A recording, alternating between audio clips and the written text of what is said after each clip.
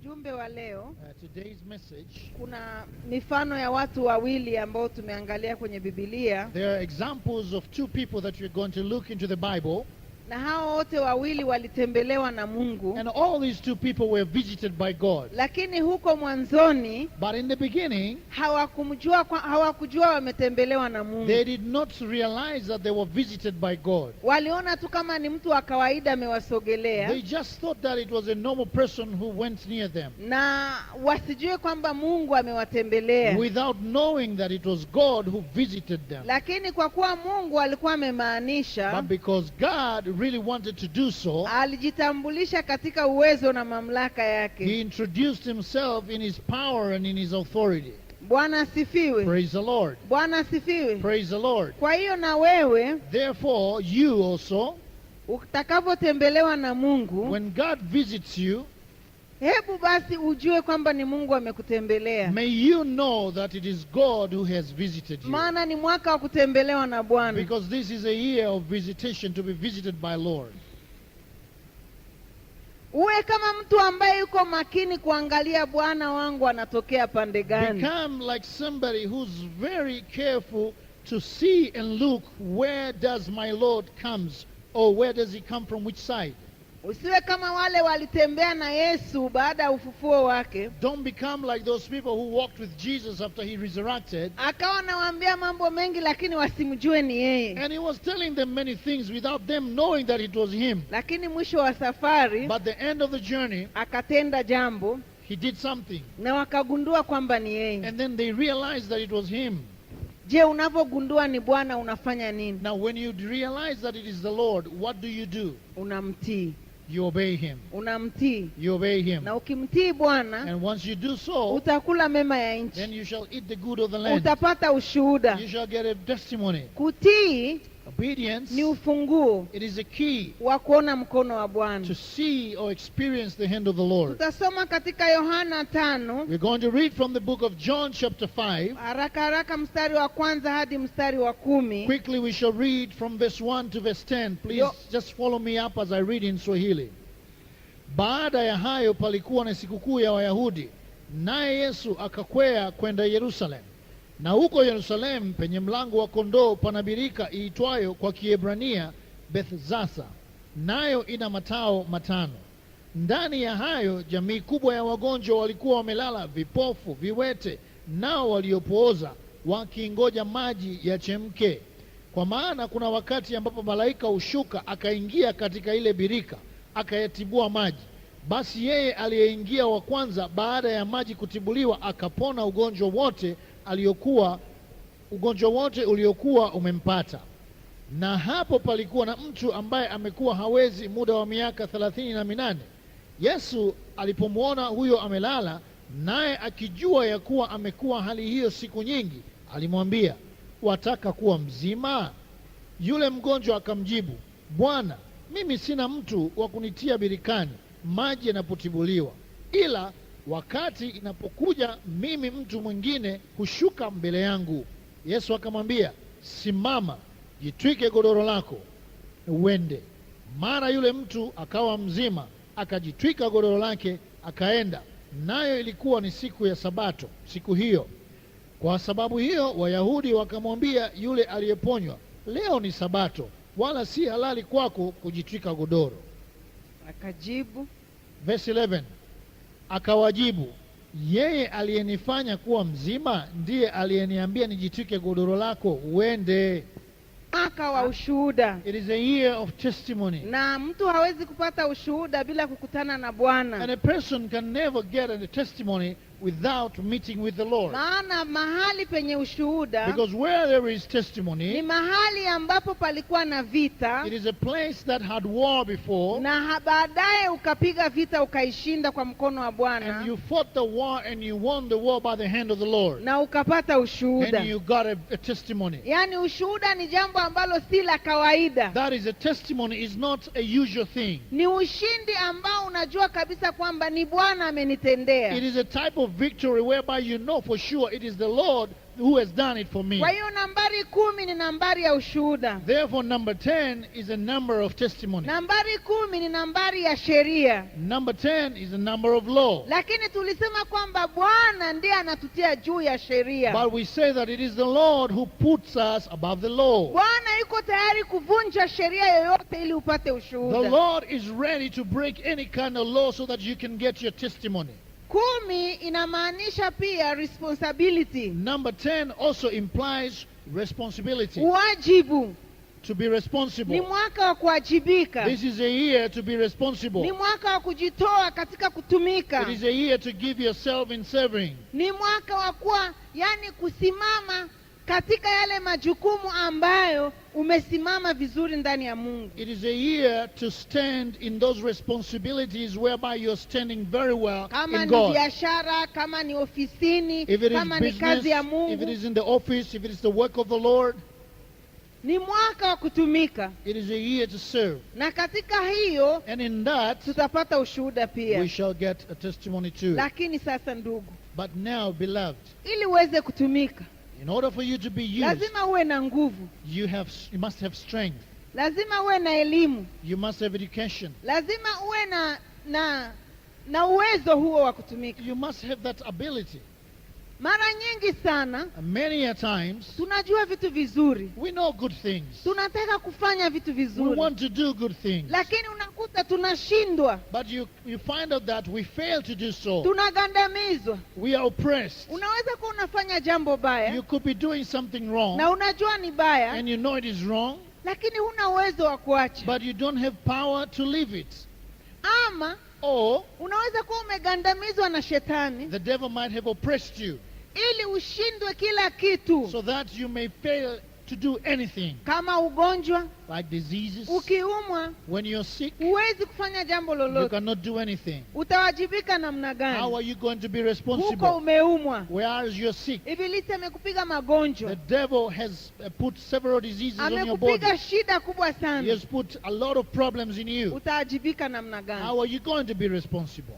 Ndio maana, that is why, katika shida kama hizo, in such troubles, na katika vile vitu ambavyo ni juu ya uwezo wa mwanadamu, and in the things that are above the ability of man, Mungu naye ni Mungu. God is also God. Ni baba mzuri. He is a good father. Anaajibika kwa ajili yetu. He is responsible for us. Anaajibika kwa ajili yetu. He is responsible for us. Unajua kwamba, you know that, katika hiyo shida ambayo imekuzidi, in the problem that is above your ability, Mungu anaajibika. God is responsible kwa ajili yako. Just for you. Akutembelee. So that he may visit you. Akutoe katika shida hii. That he may take you out of that problem.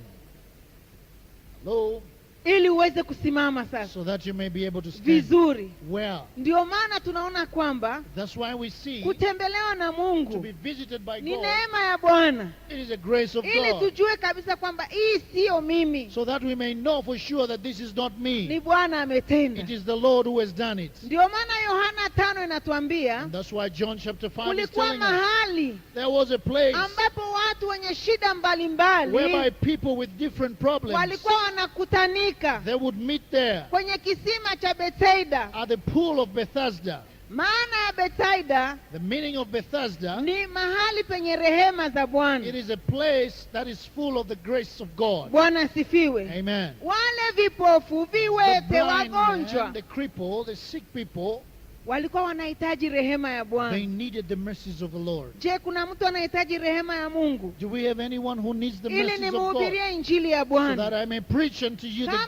the mercies of God. Ndio zitatupatia ushuhuda mwaka huu. They are the ones that are going to give us testimony this year. Biblia inasema, the Bible says, mahali hapo, at that place, palikuwa na watu wenye shida mbalimbali. There were people with different needs. Na maji hayo, and that water, mara kwa mara, time to time, kuna malaika alikuwa anashuka ndani ya maji. An angel would come down into the water. Na anapotibua maji, and once he stir up the waters, yaani nguvu za muujiza zilikuwa zinaingia ndani ya hayo The maji. power of the miracle of God would enter into the waters. Na mtu ambaye And a person who alikuwa anakimbia wa kwanza would be the first one to go in na kuanguka ndani ya hayo maji and to dip himself in the waters, alikuwa anapata muujiza. the person will receive a miracle. Kwa hiyo ni mahali ambapo Therefore, it was a place kulikuwa mateso, which had sufferings, lakini kulikuwa pia but also shuhuda the mbalimbali place had testimonies za wale ambao waliingia wa of kwanza those people who went in first na wakapata uponyaji. and they received healing. Kwa hiyo mahali hapo Therefore, that place palikuwa na shida, had problems, lakini palikuwa na ushuhuda. but there was a testimony there too. Lakini But habari ambazo tunaenda the kuziongelea news that we are going to talk ni about, mtu ambaye it is a person who alikuwa mahali ambapo kila siku alikuwa anasikia shuhuda za wengine, was in a place whereby every day he would hear the testimonies of others, wala yeye asiweze kufikia muujiza and wake. he was not able to get his miracle Maana alikuwa amezunguka na watu wenye shida, lakini bado wanaka uwezo kwa kujitetea na kufika kwenye maji. because he was surrounded with people who had problems, but at least they were able to go into the waters, Asiweze jambo lolote. and he couldn't do nothing. Inawezekana alikuwa hawezi kutembea, It is possible he could not walk, na kwa muda mrefu sana and for a long time alisubiri muujiza he wake, waited for his miracle, lakini asipate but muujiza. he couldn't get one. Fikiria mtu alikuwa na shida miaka 38. Think about somebody who had problems for 38 years. Miaka 38 38 years. ni miaka nyingi sana, These are a lot of years ukisubiri muujiza waiting for a miracle lakini usiupate, without getting it. na ukaona watu wanapata ushuhuda kila siku kwa macho And yako, you're seeing people getting a miracle every day. lakini But Mungu God ni Mungu anayejua is a God who knows kwamba muujiza wako umechelewa. that your miracle is late. Ni Mungu anayejua kwamba He is a God who knows hauwezi tena kitu chochote, that you cannot do nothing. lazima yeye He awajibike must be responsible ili upate so muujiza. that you may get your miracle. Unanipata vizuri? You getting me well? Kila siku unaona mtu ana ushuhuda, Every day you see somebody with a testimony. kila siku unaona mwingine anabarikiwa, Every day you see somebody being blessed. na unasema mbone mimi And you sipati? say, how come I'm not getting one?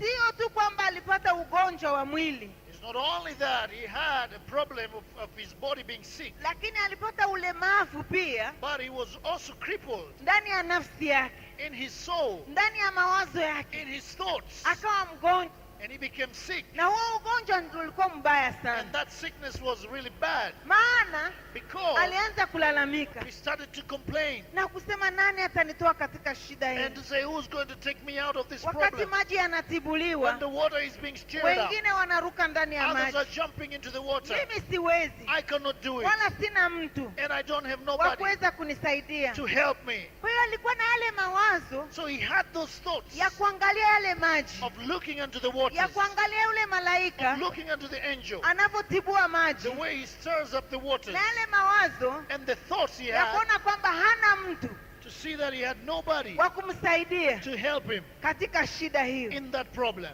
Ndugu, Beloved, hiyo ni shida kubwa sana, that is a big problem. inashinda hata ugonjwa wa mwili, And it is more even than the sickness of the body. maana Biblia inasema, Because the Bible says, na alaaniwe mtu ambaye anamtegemea mwanadamu. cursed is the man that trusts in man. Kwa hiyo alikuwa na ulemavu wa mwili Therefore he was crippled in his body, na alikuwa na ulemavu wa mawazo. and likewise in his mind. Alikuwa haamini tena kama yeye anaweza kupata He ushuhuda. could not believe anymore that he could get a testimony. Unajua kwamba Do you know this? shetani The devil anaweza kakugandamiza can oppress you katika hali fulani, in a certain situation akakufika mahali usiamini kwamba wewe unaweza kupata to an ushuhuda. extent that you come to a point whereby you even cannot believe anymore that you Kwa can get your testimony. Kwa maana nyingine, In other words, yeye alikuwa ameshaamini kwamba ushuhuda ni wa watu wengine, he had believed that testimony is for others wala sio wa kwake, and not for him, maana yeye hana mtu because he had nobody wa kumsaidia to- kumtoa katika to hiyo help shida. him to take him out of that problem. Wakati wanasema When they were saying kuna promotion inakuja, there is a promotion that is wewe coming, unasema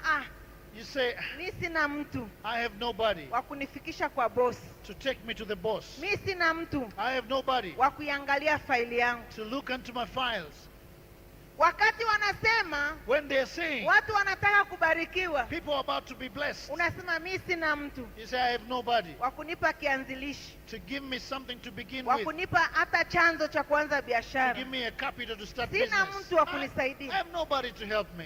Wakati When wengine wanaona kwamba labda ni mwaka wa kujenga, others are seeing that this is a year to build, unasema mimi sina mume, you say, I don't have a husband, sina ndugu, I don't have a relative, sina shangazi I don't have an aunt wa kunisaidia katika hilo. to help me in that. Kwa hiyo unakuwa unajiona kwamba huwezi, So you look at yourself like you're somebody who's not wala able, huna mtu and you have no one wa kukusaidia. to help you. Yaani uko katika hali ya manunguniko That is, you're always complaining. mpaka huwezi kuamini To tena an extent you can't believe anymore kwamba Mungu anaweza kukukumbuka. that God can remember you. Ama unasema Because you're saying, kwa miaka yote for hii all these years, nilimtarajia Mungu, I expected God, mimi nakata tamaa sasa. and now I'm giving up. Mimi hata ndugu wameniacha, Even my relatives have watu forsaken me. hawanipendi. People don't love me. Yaani ina maana alikuwa anakaa hapa tu asubiri labda kifo chake. Which means the man was just waiting for his death there. Hafai, He's good for nothing. hafai. Good for nothing. Lakini But Biblia inaniambia the Bible is telling me, Yesu Jesus, alijua he knew kwamba huyu mtu that this man amekaa muda mrefu sana has been there for a long time bila kupata ushuhuda wake. without receiving his testimony. Hivi unajua kwamba Do you know this? Yesu That Jesus anajua kabisa knows for sure kwamba jambo hilo that this particular limekuwa la thing muda mrefu sana. has been there for a long Nina time. habari njema juu I've yako, got good news for you. wewe ambaye umesubiri kwa muda You mrefu, who has waited for a long time. wewe ambaye umekaa hapo unaona kwamba sina mtu yeyote wa You who kunisaidia, have been there and you see that you don't have anybody to help you. wewe ni candidate mzuri sana, You are a very good candidate ambaye unajua kwamba mimi siwezi who knows that I'm not able wala sina mtu. and I have nobody. Unajua hiyo ndio ilikuwa kusudi la Mungu, You know, that was the purpose of God, amuoneshe kwamba to show him that, ndiyo huwezi yes, you're not able wala hauna mtu, and you have nobody. lakini But nataka nikuambie I kwamba want to tell you this, kuna mtu you have somebody zaidi ya watu wote. more than anybody else. Labda ulitarajia kwamba labda fulani ama fulani ama fulani ama fulani, Maybe you expected that person, this person, or that person. Mungu akakuacha ili ifeli, And God left you in that situation so that ili it may yeye fail. akuoneshe kwamba yeye ni nani, So that he may come and show you who he is. ili baadaye utajua kwamba isingekuwa Yesu hili jambo So that halingewezekana. later on you may know, if it was not for Jesus, this would have been impossible. Yesu ni ajabu sana. Jesus is wonderful. Yesu alimhurumia, Jesus had mercy on him. ilikuwa ni mahali pa rehema, This was a place of mercy. na Yesu akamsogelea. And Jesus drew nigh unto him. Hebu ambia jirani yako, Tell your neighbor, unajua kwamba do you know this? Yesu anataka kukusogelea Jesus wants to draw nigh unto you. na kukutendea yale ambayo wewe huwezi. And he wants to do the things that you cannot do. Mwambie njoo Bwana, Tell him, come Lord, mwaka huu ni wa kwangu, this is my year. mwaka huu ni wa kwangu, This is my year. mwaka huu ni wa kwangu. This is my year. Yes, Jesus akaenda went there. hivyo hivyo. Yesu anakusogelea, And it's just like this, the way he comes closer to you. hujui, You don't know? lakini anakusogelea kila dakika, wewe hujui. But every minute he comes closer to you. You don't Akafika know. hapo, And he got there. Yesu akamwangalia And Jesus looked unto the man. na alijua kwamba hii shida ni ya muda mrefu. And he knew that this was a problem that has been there for a long time. Yesu akuangalie kwenye ibada ya leo, May Jesus look unto you in today's service. aangalie ile shida ambayo umekabiliana nao kwa muda mrefu sana. May he look unto that problem that you've been facing for a long time. Labda wanadamu hawaijui, Maybe human beings do not know it. umeililia mpaka umechoka, You've cried about it until you're tired. huiwezi, You're not able to do anything. huiwezi. You're not able to do anything. Mawazo yameshachafuka, Your thoughts are already, imani imeisha, your faith is gone. mpaka unasema hivi vitu hata mimi hata siamini And then you say, tena. I don't believe these things anymore. Kutokuamini kwako hakuondoe rehema ya Bwana. Your unbelief can never remove the mercies of God. Unakumbuka Sara alivyotembelewa akacheka? You remember when Sarah was visited and then she laughed? Akacheka. She laughed. Hakuamini tena. She didn't believe anymore. Mwili umeshapoa. The body was already cold. Mwambia mwakani utapata And muujiza. she was told, next year you'll get your miracle. And she laughed. Yaani unaweza usicheke kwa sauti lakini moyoni mwako unasema You may not laugh loudly, but in your heart you're doing it. unasema ile ambayo hakufanya wakati huu na huu haitafanyika tena. You're saying, if this didn't happen that time, it's not going to happen anymore. Malaika akamwambia kwa nini unacheka? And an angel of the Lord told her, why are you laughing? Na mimi nakwambia kwa nini unacheka moyoni And I'm mwako? also telling you, why are you laughing in your hearts? Unacheka kwa roho yako. You're laughing in your spirit. Maana ulijaribu mwisho mahali pa kujaribu pakaisha, ukatulia ukasema Because you tried until you couldn't try anymore, and then you say, well, let it go. Yesu akamwambia, And Jesus told him, unajua muujiza wako do you know your miracle? Mungu atakuhurumia tu. God will just have mercy on you. Atakurehemu. He will just have mercy Sio on kwamba you. unafaa. It's not because you're good. Sio kwamba kuna jambo lingine, atakuhurumia tu. It's not because there's anything else, but He will just have mercy upon you. Akamwambia, And He told him, je, unataka kupona? do you want to be healed? Sikia ugonjwa wake. Now listen about his disease. Je, unataka kupona? Do you want to be healed? Sikia jibu. Listen to the reply. Nitakupa ugonjwa. Nitakupa ugonjwa wake. It will give, I'll give you his disease. I'll tell you about his disease. Bwana, Lord, mi sina mtu. I have nobody. Aliuliza, unataka kupona? The question was, do you want to be healed? Yeye anajibu, mi sina mtu. He replies, I have no one. Hiyo ndio ugonjwa wako. That was his problem. Sina mtu. I have no one. Tazama nimekaa hapa kwa muda mrefu. See, I've been here for a long time. Maji yanavyotibuliwa, When the angel is cheering up the wengine water, wanaruka others kabla are yangu, jumping in before me, ama wengine wanasaidiwa, or others are being helped. lakini mimi sina mtu. But I have no one. Sina mtu. I have no one. Sina mtu. I have nobody. Sina mtu I have no one wa kunitoa kwenye hii shida. to take me out of this problem. Yes, Jesus, alikuwa amesimama he was standing kama mtu ambaye si wa kawaida. like a person who was not normal. Bwana anahitaji The Lord needs umjue. you to know him. Shida yako sio ulemavu. Your problem is not the way you are, that you're crippled. Shida yako ni kwamba umjue Yesu yeye ni nani Your problem is you need to know him, who he is, na uweza wake. and his power. Una uwezo kiasi gani ndani ya maisha yako? How powerful is his power in your life? Shida yako Your problem, ni yale mawazo it is those thoughts ya kuona kwamba mimi sina mtu wala sina uwezo wala siwezi. to see that I have nobody, I have no ability, and I cannot do it. Sina mtu. I have no one. Sina mtu. I have no one. Sina mtu. I have no one. Bwana anahitaji utoe hayo mawazo, The Lord needs you to remove those thoughts. uvue hicho kiatu, Take that shoes out, ujue kwamba that you may know kuna kutembelewa na Bwana. there is a visitation of the Lord. Hiyo ndio sheria ambayo Mungu anataka uitie ndani ya akili yako. That is the law that God wants you to put it in your mind. Huna mtu, ni kweli, inawezekana. It is true, it might be possible that you have no Lakini one. But laiti ungejua kwamba Yesu ni zaidi ya watu wote hapa duniani. only if you would have known that Jesus is above everyone here on earth. Laiti ungejua kwamba Yesu ni Mungu ambaye anaweza kukabiliana na shida yoyote ambayo unaweza kukutana nao ndani ya Only maisha if yako. you knew that Jesus is God who can meet with any problem that you may be facing in your life. Na anahitaji uamini hilo tu. And he only wants you to believe that. Uamini hilo tu. Just believe that. Kwamba hakuna shida ambayo That there is no problem nitakutana nao kwa maisha yangu ambayo Yesu haiwezi. that I will face in my life that Jesus cannot do it, cannot solve it.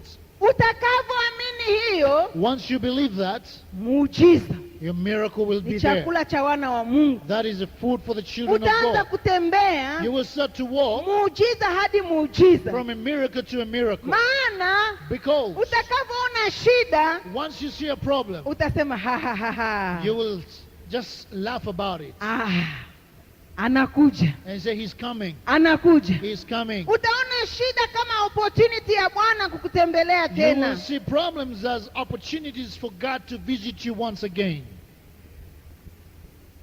Ungemjua Yesu, Only if you would have known Him. ningemjua Yesu, Only if I would have known Him, singeogopa I shida, wouldn't have been afraid of ila problems. ningejua kwamba shida ni ishara ya Yesu kunitendea But I muujiza. would have known that problem is a sign for Jesus to do a miracle unto me. Usiseme tena sina mtu, Don't say anymore, I have no one. usiseme tena muujiza wangu umechelewa, Don't say again, don't say anymore that my miracle is tarried. siutarajie I tena, don't expect it anymore. ila ushike jambo moja But tu. get hold on to one thing. Ninaamini Yesu ni yote ndani ya I believe yote, Jesus is all in all ndani ya maisha yangu. in my life. Yeye ananipa He kuishi, gives me life. yeye ananipa kutembea, He gives me to walk. yeye ananipa He uwezo, gives me power. yeye ananipa mamlaka. He gives me authority. Yesu ni ushuhuda wa maisha yangu. Jesus is a testimony of my life. Haleluya, Hallelujah. haleluya. Hallelujah. Hauwezi kusema sina mtu, You cannot say I have no one. bali sema nina But Yesu, say I have Jesus. nina I Yesu. have Jesus. Yesu ni Bwana wa ajabu sana. Jesus is a wonderful Lord. Yesu ni mtu wa huruma sana. Jesus is a man full of Ni mercy. Mungu anakurehemu, It is God who's having mercy anayajua upon you. madhaifu yako, He knows your weaknesses. anayajua madhaifu He yako, knows your weaknesses. anajua huwezi He tena. knows you cannot do Ndio it maana yeye anymore. anakuja. That's why He's Hebu coming. mwambie njoo Yesu, Tell Him, come Jesus. njoo Yesu, Come Jesus. njoo Yesu, Come Jesus. nitembelee na mimi. Visit me. Yesu ni Jesus. Mungu ambaye He is a God. kwenye mikati 5 na samaki 2 He's a God who in 5 bread and 2 fishes, anaweza kulisha watu He 5,000 can feed 5,000 people. kwa kile kidogo ulicho For the nacho. little you have, Yeye anaweza He kukizidisha. can multiply Ni it. Bwana wa umati, He is the Lord of the ni multitude. Bwana ambaye ni provider wa maisha He yako is the yote, provider of all your life. sio ya leo, Not only for today's sio ya life, kesho, not only for tomorrow's maisha life, yako but yote. your entire Yeye life. ni Bwana ambaye anazidisha He tu. is the Lord who multiplies. Anazidisha tu. He multiplies. Anazidisha He tu. multiplies. Lakini wewe unasema But you say, mbone kidogo hiki, how come this is very siwezi little? kufanya jambo I lolote. cannot do anything with this. Ondoa neno Take siwezi, that word, I cannot do it. iondoe. Take it away. Ondoa wazo kwamba sina mtu, Take that thought that I have no one. maana una Yesu. Because you have Jesus. Anazidisha He mikate. multiplies bread. Yeye ni Bwana He ambaye is the Lord who anaweza kutuliza dhoruba ya kila aina ndani ya maisha ya can calm mtu. all sorts of storms in your lives. Kuna vitu vinakusumbua, There are things that are troubling kuna you. vitu There are vimekuinukia, things that are rising against hujui you. ufanye You nini. don't know what to do. Lakini Yesu But huyu Jesus, if ungemjua, only you knew yeye ndiye Him, anaweza kuiambia He's the baruba one who can tell the dhoruba, sea, tulia, come, tulia, be still, na dhoruba inatulia. and the storms will be still. Wanafunzi wanasema huyu ni mtu wa namna And gani they're asking themselves, who is this man ambaye anaweza kutuliza who dhoruba, can calm the storms, zile shida zote all those za problems magonjwa of diseases, za kila aina. of all sorts? Hebu jua kwamba Yesu May you know that Jesus anaweza kuambia shh, is able to stop zote them, zinatulia. and they will stop. Kama ndani ya ndoa, If it is in kama ni marriage, kwa watoto wanaokusumbua, if it is the children that are kama ni troubling kazi you, ya Mungu, if it is the work of yeye God, anaweza kuziambia tulia, He zinatii. is able to tell them, cease, and they will cease. Ndugu, Brothers and mwaka huu sisters, this ni year, mwaka wa kuamini kwamba Yesu it is amekusogelea, a year to believe that Jesus has come closer to you, akuwezeshe that He may enable you yale ambayo the hungeweza, things that you would not have been able ile to do, muujiza iliyochelewa. so that the miracle that is Mwaka huu coming inakuja, this year is coming. inakuja, It is coming. inakuja, It is coming. inakuja, It is coming. inakusogelea. It is drawing Oh, nigh Bwana unto asifiwe you. sana. Praise the Lord.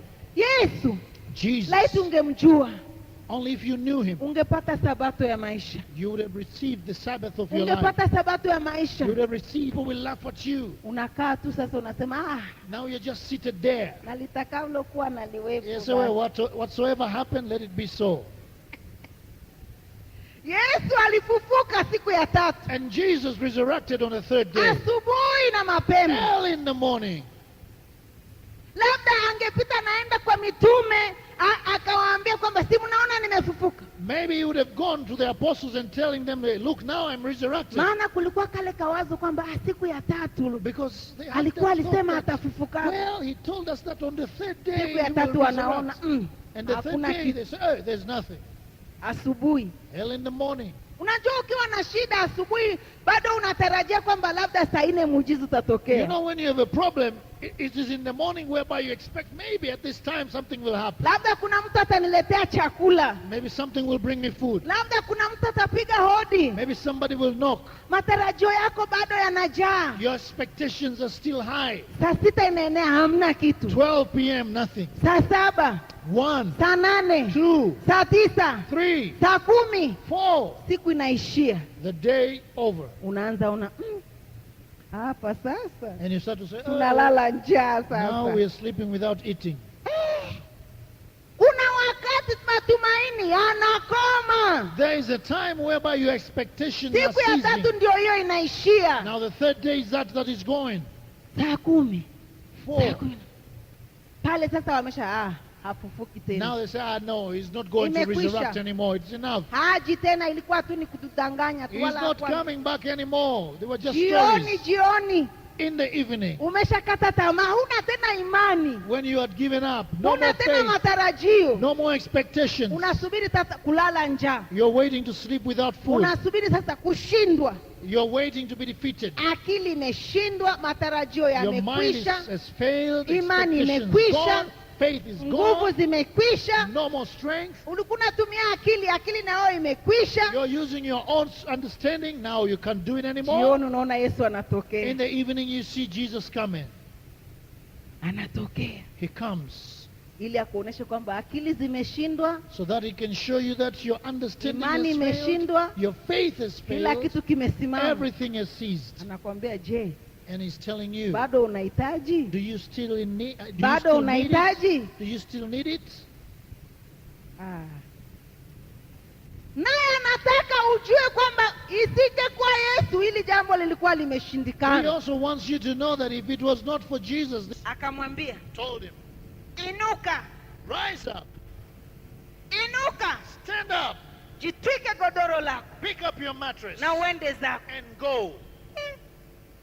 Mtu amelala miaka 38. The man has been lying there for 38 years. Ile godoro lake ndio linamkumbusha udhaifu wake. His mattress was the one that was reminding him about his weaknesses. Ndio mahali pake That was his place pa kuangusha shida yake. to drop down his problems. Hauwezi kutembea. You cannot walk. Sasa unaambiwa inuka. Now you're told, rise up. Sio tu uinuke, Not only that you rise up, shika ile ishara ya udhaifu wako. take up that sign of your weakness. Nina habari njema juu yako. I've got good news for you. Unajua kwamba Do you know that pale ambapo kuna ishara ya kushindwa kwako, the place whereby there is a sign of your defeat, pale ambapo shetani amekupatia address, the place where the devil has given you an huyu ni address, kiwete, this guy is a crippled anaelala kwenye hiyo godoro, who sleeps in this mattress miaka na miaka yuko pale. for years and years is there. Kumbe Mungu anataka Whereas God wants hiyo ishara ya kushindwa that kwako sign of your defeat igeuke kwa ushuhuda wa maisha yako. should come and turn to become a testimony of your life. Ishara ya kushindwa kwako ni ushuhuda wako wa mwaka huu, The sign of your failure is a testimony for you for this ili year. watu waseme, So that people may say, si hey, yule alikuwa analala kwenye hiyo godoro, isn't this the man who was sleeping in that ameishika mattress? namna hii, Now he's raising it up anatembea namna hii, and walking like this. imekuwa kwaje? What happened? Hivyo ndio watu wanaenda kushangaa. That's how people are going to be Yule amazed. alikuwa hivi, This was like this. kwa muda mrefu alikuwa For hivi, such a long time, the person alikuwa was like hawezi, this. He could not do anything. amelalia ile godoro miaka na He miaka, slept on that mattress for sasa years. ameshika godoro, But now he's lifting it up. anatembea, He's walking. anatembea, He's walking. anatembea, He's walking. anatembea. He's walking. Lile jambo la aibu yako linaenda kwa ushuhuda wa The maisha yako. thing of your shame is going to become your testimony of your life. Bwana asifiwe. Praise the Lord. Bwana asifiwe. Praise the Lord. Bwana asifiwe. Praise the Lord.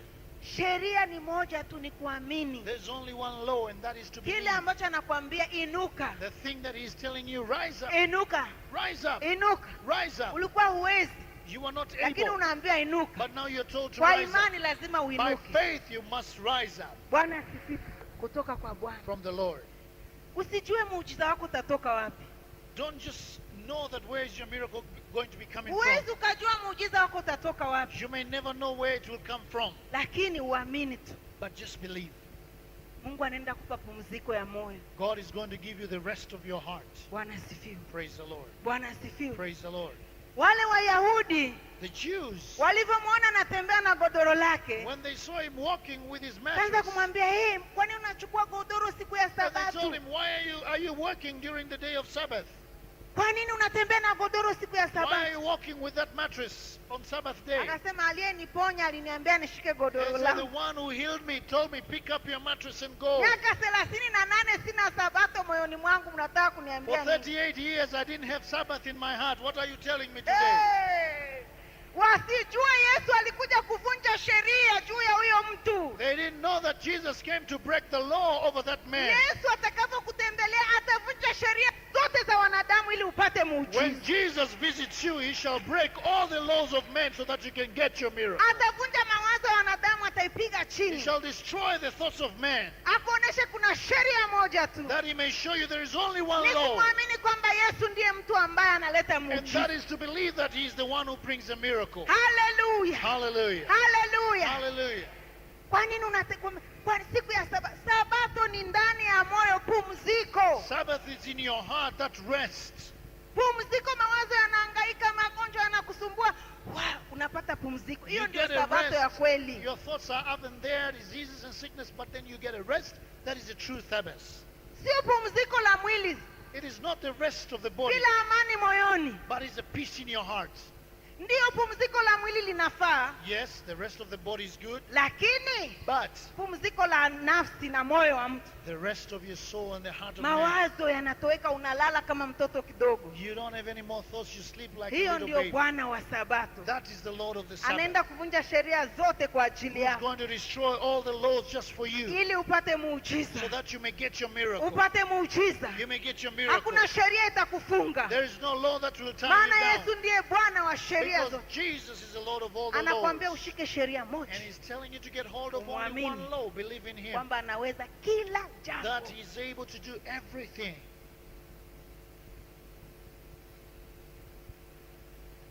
Yeye ni Bwana wa Sabato. He is the Lord of the Sabbath.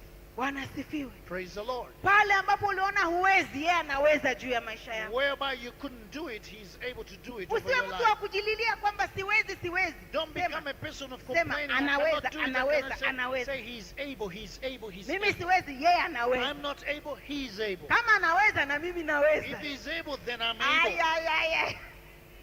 Kama naweza na mimi naweza. If he is able, then I'm able. Kama ni jambo asiloliweza, basi na mimi siliwezi. If it is something I cannot do it, then I cannot do it. Lakini kama ni akili yako, But if it is your own kama understanding, unafikiri unaweza, if you think you can, utafeli. then you will fail. Nakumbuka mtu anaitwa Joshua, I remember this man called Joshua. alifikiri anaweza. He thought he was able. Mungu amemwita, God called him. Mungu amemtumia kwa mambo ya ajabu. God used him in such mighty Lakini things. tazama, amefika pembeni na Jeriko. But look, he just got besides the walls of Jericho. Hiyo Jeriko hangeiweza kwa akili He yake. wouldn't have been able to do it with his own understanding. Hawa ni watu wa aina tofauti. These are different people. Huyu ni mfano wa mtu ambaye alijua hawezi, This was an example of a person who knew that he's not able. na Bwana akaweza juu yake, And the Lord was able to do it over him. akavunja na sheria juu And yake. he broke the law upon his life. Huu upande mwingine On Joshua, the other side, Joshua, yeye alijua anaweza sana. he knew that he can do it. Kuna watu wa aina mbili. There are people of two types. Kuna watu wanajua kabisa siwezi, There are people who knows for sure I cannot do it. na Yesu anakuja kumwonyesha kwamba naweza juu yako. And Jesus comes to show you that I'm able over you. Mbaya zaidi, And to make the things worse, kuna watu wanajua kwamba wanajua wanaweza kila kitu, there are people who knows that they can do everything. na Bwana anakuja kuambia kwamba hamwezi kitu. And the Lord comes to tell you that you cannot do anything. Wewe uko upande gani? Which side are you in? Ana akili, he's very smart. ameshinda kwenye maisha, In life, he's amefaulu, done well. watu wanajua na akili Academically, nyingi, people know that he's got ana brains, experience nyingi, well experienced, ana shuhuda nyingi, a lot of testimonies. lakini anafika mahali But he gets to a point pa Yeriko, at Jericho pale ambapo akili inashindwa, whereby understanding fails, experience inashindwa, experience fails, akili inashindwa, your mind cannot kila work, kitu kinashindwa, everything fails. na anataka kupigana kama alivyozoea kupigana, And he wants to anashindwa. fight the way he's used to, but he cannot. Uko mahali hapa, Are you here? Bwana atakuonesha kwamba huwezi, The Lord will show you that you're not able. kwamba sasa That now, sio wewe tena. it is not you. Katika hili itabidi yeye mwenyewe asimame. In this, he has to stand himself. Joshua alikuwa anatembea kama shujaa, And Joshua was walking like a hero. ghafla All of a sudden, anaona mtu amesimama he sees a man standing na upanga. with a sword. Joshua alivyomwona When Joshua saw him, akamwendea, and he went to him, akamwambia, and he told him, uko upande wetu are you on our ama side, uko upande wa or maadui? you are on the adversary's side? Yule mtu akamwambia, And the person told siko him, upande wowote. I'm in either side. Tena nimekuja And I have come na upanga hivi. with a sword. Joshua kumwangalia, And when Joshua looked at him, akasema, wewe ni nani? he said, who are you? Akasema, mimi ni mkuu wa majeshi ya Bwana. And he said that I am the Lord of hosts.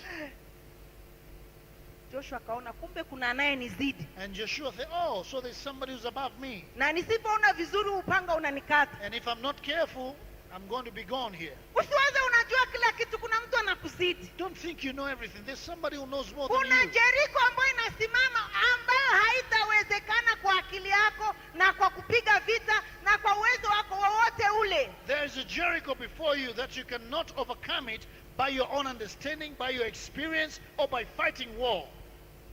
Akaanguka kaabudu. And he fell down and worshipped. Kama unataka kushinda, If you want to win, shuka, go down. shuka. Go down.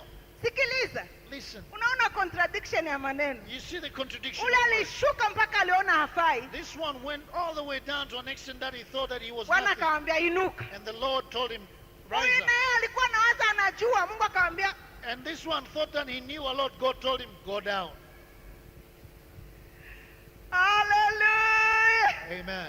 haleluya. Amen. Ilibidi aanguke. He had to go down.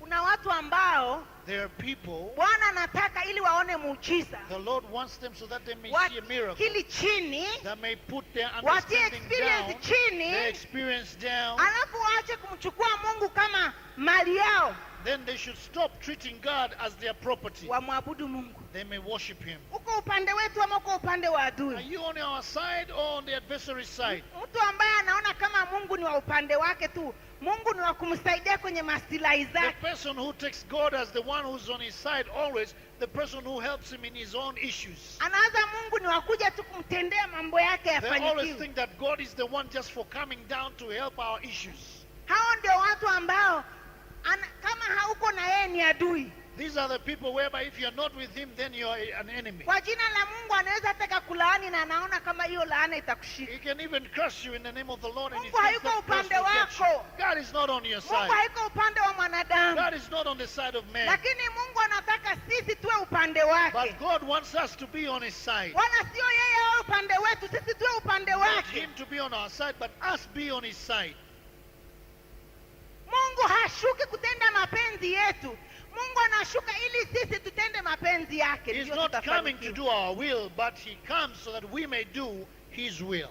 Watu wengine wanaomba tu ili mapenzi yao yafanyikiwe. Some Mungu people are hayupo. praying so that their will may be done. God is Lakini not sisi there. tunatakiwa kuomba ili mapenzi ya Mungu But yafanyiwe. we have to pray so that the will of God may be fulfilled.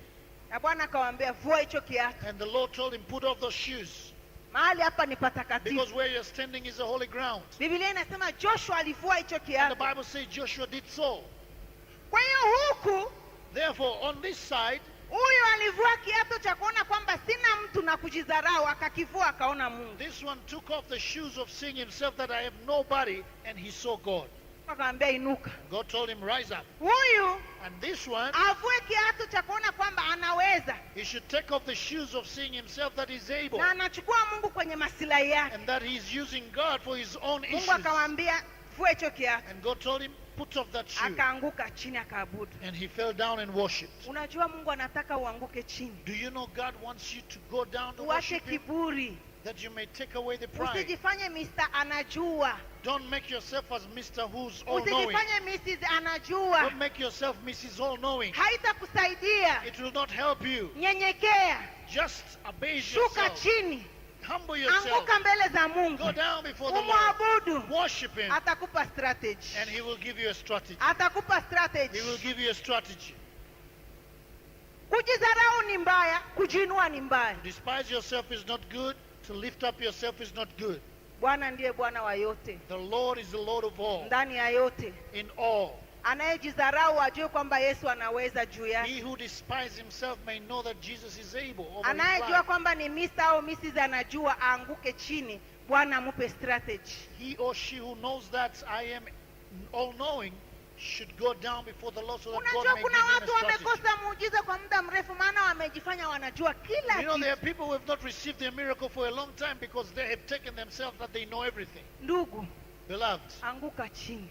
humble yourself. Mwabudu Mungu. Worship the Lord. Tii. Obey. Atakwambia jambo la maana. He will tell you something important. Usione kwamba unajua. Don't think that you know everything. Kweli unajua. Yes, you know. Lakini Bwana anajua juu yako. But the Lord knows above you. Kuna vitu ambao hutaviweza. There are things that you won't be able to do. Akili yako Your haitaweza. understanding cannot be Pesa able to yako do it. haitaweza. Your money won't do it. Experience yako Your haitaweza. experience won't do it. Ila kuanguka tu chini. But just humble Na yourself kusema Bwana wangu. and say, my Lord, Nena na mtumishi wako. speak unto yourself. Vua hizo tabia. Take off those habits. Alafu Bwana And then the Lord akaongea spoke kwenye sura ya 6. in chapter 6. Akamwambia, And he told him, tazama behold, Jericho ambayo inasimama mbele yako. Jericho is before thee. Mimi naenda kuiangusha mbele I zako. am going to destroy it before you. Jericho zimesimama mbele ya maisha yetu. The Jerichos are standing before our lives. Bwana anaenda kuziangusha. The Lord is going to put them down. Kama tutakubali kuanguka mbele If zake only we would agree to go down na before him kumwabudu. and to worship him. Asema ninaiangusha Jericho And he said, I'm destroying Jericho mbele zako before thee, na watu waliomo and the people na therein, majeshi yaliyomo. and the armies therein. Ambia jirani yako, Tell your neighbor, anguka mbele za Bwana. humble yourself before the Lord, Jericho itaanguka. and Jericho shall fall down. Anguka, Jericho itaanguka. Fall down, and Jericho shall fall down. Akawaambia strategy. And he gave him a strategy. Mtazunguka You shall surround kwa Jericho kunyamaza quietly siku 6. 6 days. Siku ya 7 On the 7th day, mtazunguka mara 7. you will go around 7 times. Saa ngapi asivunje sheria ya Sabato? That means he has already broken the law of the Sabbath. Siku ya 6, On the 6th day, siku 6 mtazunguka. 6 days you will go around. Siku ya 7 ambayo ndio siku ya On Sabato, the 7th day, which was the ndio Sabbath day, mtazunguka tena sana. you will do it even Ndio more. mtazunguka mara You 7. will go around 7 times. Hallelujah. Hallelujah. Hallelujah. Hallelujah. Siku ya Sabato ndio mzunguke tena mara 7. On the Sabbath day, you should do it even more. Mungu atakwambia vitu ambavyo sio vya kawaida. God will tell you things that are not usual. Atavunja sheria ya wanadamu, akupe sheria ya imani ndani He yake will peke break yake. the laws of men that he may give you the law of faith. Huyu alibeba godoro siku ya This one Sabbath. carried his mattress on the Sabbath day. hao wakaambiwa zungukeni mara 7 siku ya These ones, they Sabato. were told to go around 7 times on the Sabbath day. Yeriko. And the very day Jericho walls came down. Mwaka huu This year, ni mwaka ambao Mungu anaenda kutia juu ya sheria, it is a year where God is going to put you above the law, juu ya akili ya wanadamu, above the understanding of man, yale mawazo ya wanadamu, the thoughts of man, hivyo vitu walivyokuwa the wanavizoea. things they were used to. Mungu anaenda kuinua watu ambao ni wa kawaida, kuwafanyisha vitu ambao sio vya kawaida. God is going to raise just ordinary people so that they may do things that Yeye are ni not Bwana wa ordinary. Sabato, He is the Lord of Sabbath, anayevunja who sheria breaks the law, ili watu wajue kwamba ni so yeye. that people may know it is Him. Usiseme tena siwezi, Don't say anymore, I'm not able. usiseme tena sina mtu, Don't say anymore, I have nobody. bali sema But say, ninaweza I am able. yote I can do all katika things yeye in Him anitiaye who nguvu. strengthens Yeye ni me. Yesu Kristo, He, Jesus anavunja Christ, sheria juu who yangu breaks the law above na me. ananiambia inuka. And He's telling me, rise up. Ndugu, Mungu akikwambia inuka, inuka. Dear one, if God tells you to rise up, rise up.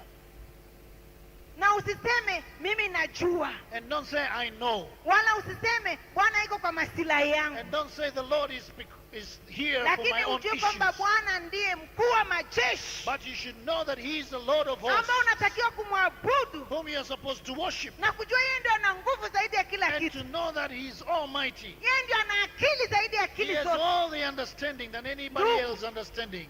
Ndugu, Dear one, unajua una akili.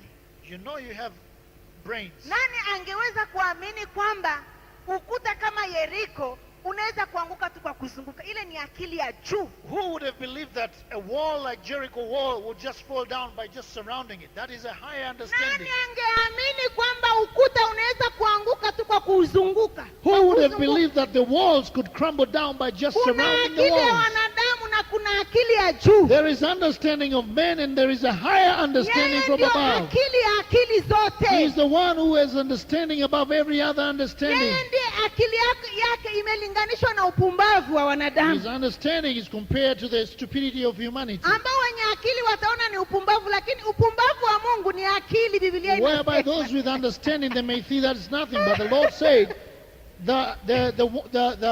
the foolishness of God, that is the greatness of man. Amen. Amen. Eti unaabudu unaanguka. You worship and you si fall down. upumbavu, lakini kwa Mungu ni akili. It looks like it is just foolishness, but to Eti God that is understanding. uzunguke ukuta. Ingekuwa mimi na George tungeanza kusukuma.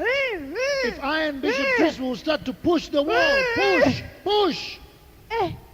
Lakini anasema zunguka tu, nyamaza But tu. God is just saying, just go around quietly and say nothing. Just go around the walls. Unafanya vitu watu wanakuona ni mpumbavu, kumbe ndio akili ya And Mungu. you're doing things people think that you're foolish, but that is the understanding of God. Kuzunguka hata hautamkii. You're just going around without saying nothing. Hata hiyo jiwe Musa aliambia itamkie, lakini ukuta wala hamna Even kutamka, Moses was nyamaza. told to speak Zunguka. on that stone, but when you go around the wall quietly. Upumbavu wa Mungu ni akili. So the foolishness of God is great understanding. Kwa hiyo kuna mtu ana akili zaidi ya akili zote. So there is a one that has more understanding Yeye than ndio anybody atakupa else strategy ya understands. kuangusha He is Yeriko the mbele one yako. who will give you a strategy to destroy the walls Nyenyekea of mbele Jericho. zake. Humble before him, Lile atakwambia and he will tell you, uliamini. you believed.